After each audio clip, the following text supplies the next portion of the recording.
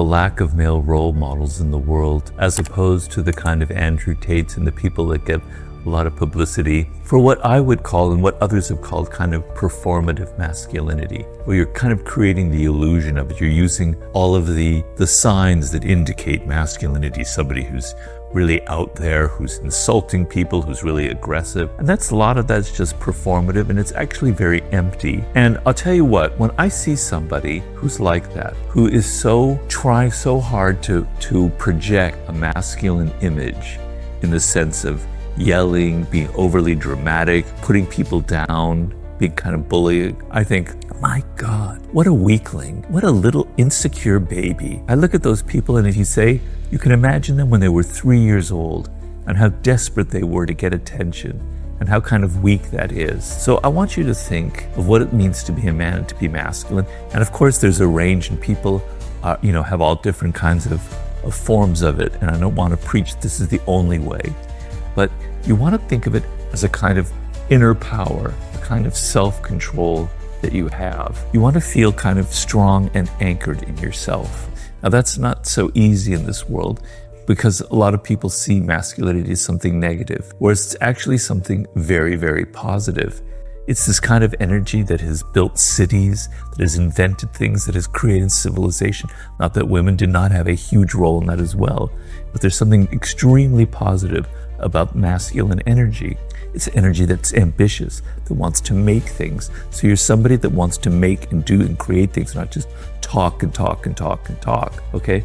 But the other thing is, when I look at these people who are performing masculinity, one thing you'll notice is they can't stand any kind of criticism. If anybody criticizes them, they get enraged, right? They're so weak.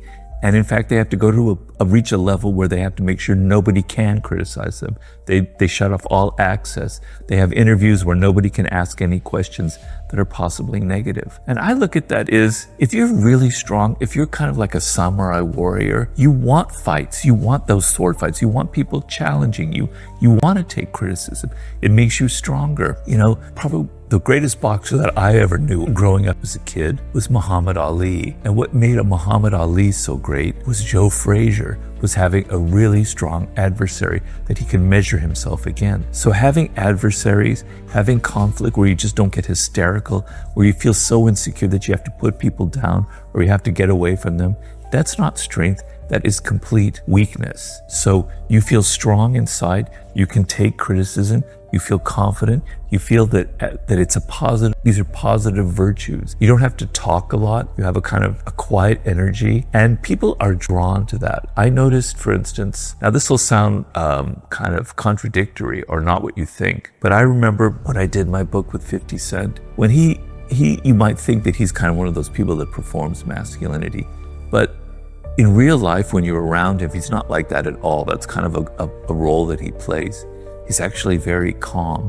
And when you see him in like a group situation, he's got this very calm energy, and all eyes, he draws all the attention towards him. That's the kind of thing that I've noticed in certain men that are very confident and very secure about them. They don't have to talk a lot. They don't have to perform, but they just know who they are and are comfortable with it.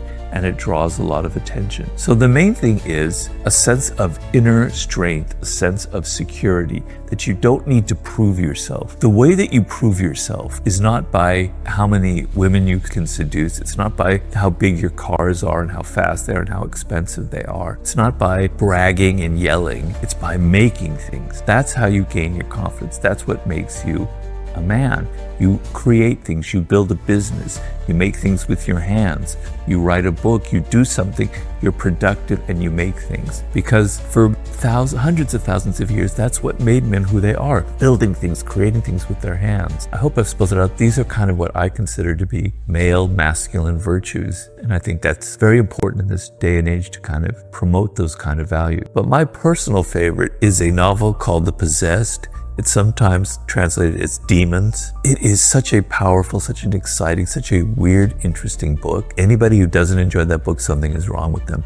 I highly recommend reading The Possessed by Dostoevsky. Another favorite writer of mine in the 19th century is Gustave Flaubert. He's really an amazing writer, and he's influenced me a lot. He had an expression in French called le mot juste. He would spend hours and days trying to find the one word, the perfect word that he was looking for.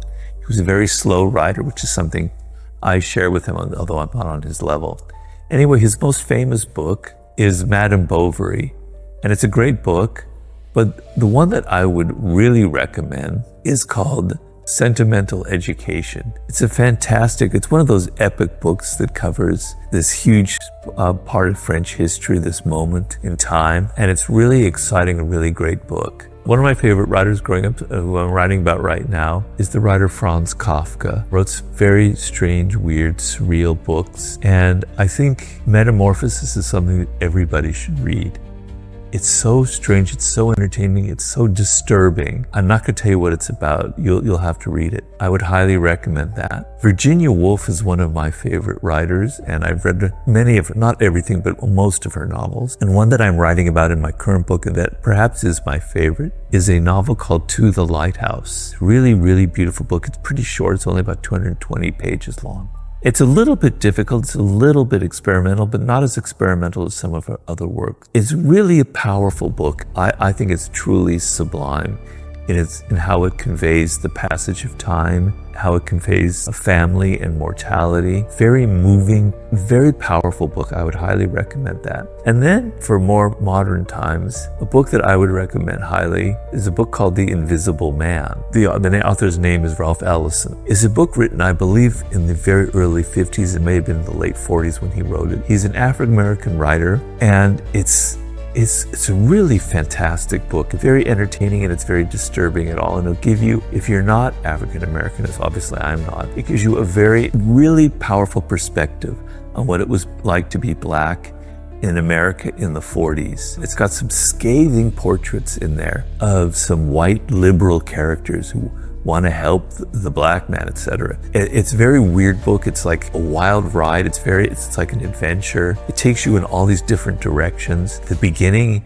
has a scene that's so powerful, it'll stick with me my whole life. That would be a book I highly recommend. So to reiterate, The Demons or The Possessed by Dostoevsky, Sentimental Education by Flaubert, Metamorphosis by Kafka, To the Lighthouse by Virginia Woolf, and The Invisible Man by Ralph Ellison.